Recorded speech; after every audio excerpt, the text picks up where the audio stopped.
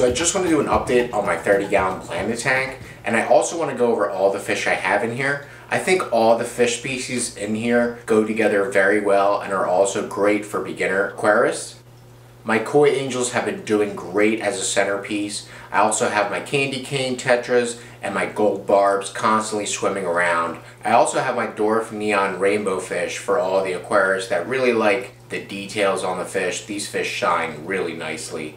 And there's all kinds of other fish in here like rummy nose tetras and algae eaters. So let's take a closer look at all the plants and fish and see how everything slowly came together. Rummy nose tetras are a great schooling fish. You just have to make sure you get a healthy bunch, otherwise you're going to have a few losses. Get a nice healthy bunch and you'll be in great shape. These koi angels have been a great centerpiece and they always come up to me when I walk up to the tank.